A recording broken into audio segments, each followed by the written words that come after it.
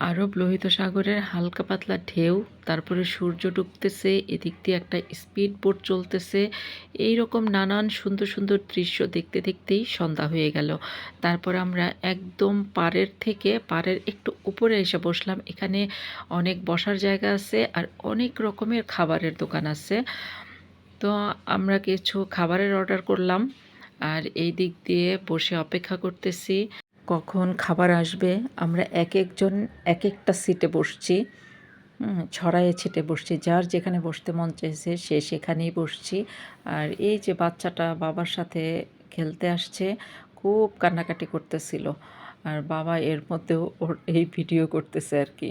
তো আমিও সেই সুবাদে একটু ভিডিও করলাম ওর।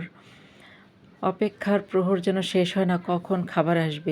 এখানকার খাবারের স্বাদ কেমন এটা খুবই জানার ইচ্ছা। অপেক্ষা করতেই আছি। ছেলেরা একবার হাঁটে, একবার বসে, এক একজন এক এক কিছু করতেছে আর কি। আর আমি বসেই আছি।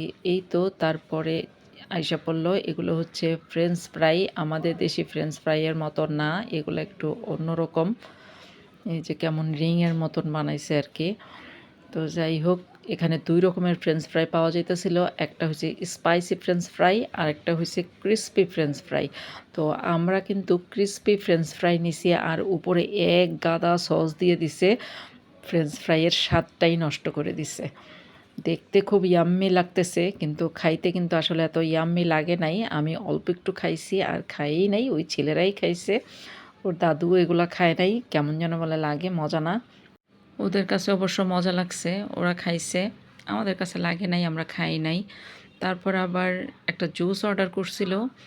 একটা জুস এখানে পড়ছিল প্রায় 800 টাকা গ্লাস। আমাদের বাংলাদেশি টাকায় 825 টাকা পড়ছে আর কি। আর ওখানকার হলো 25 রিয়াল। মানে এই এক গ্লাস জুস এত দাম! তো এই জন্য পরে আর কেনা হয় নাই, এক গ্লাসই কিনছে। গ্লাসটা অবশ্য একটু বড় সাইজের ছিল।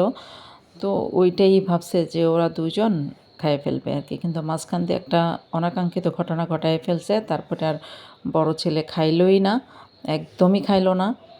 তারপর যাই হোক, পরে ছোট ছেলে আর ছেলের বাবা খাইলো আর ওর দাদু খাইলো, আমিও খাই নাই। যেহেতু দেখতেছি যে আমার ছেলেরা এটা অনেক বেশি পছন্দ করতেছে আর এক গ্লাস কিনছে, এর মধ্যে আবার আমি কি খাবো? ওরা 4 জন খাইতেছে, তারপরে আবার আমিও খাবো। এর মধ্যে আমার ছেলেরা তো ভাগেই পাবে না। ছেলেদের জন্য আমি এইটুকু কনসিডার করলাম, আমি খাইলাম না। মা হিসেবে এইটুকু স্যাক্রিফাইস তো করতেই হয়। শুধু খাবার দাবার না, বিভিন্ন বিষয়েই সন্তানদের সাথে অনেক কিছুরই স্যাক্রিফাইস করতে হয়। তবে সব মা সমান না, অনেক মা আছে খাবার দাবার নিয়ে স্যাক্রিফাইস করে না, তারা সন্তানদের সমান সমান খায়। অনেক সময় সন্তানদের ঠকাইয়া সেটাও তারা খেয়ে ফেলে। মাঝখান থেকে আমার বড় ছেলেও খাইলো না, ওর খাওয়াটাই নষ্ট করে দিল।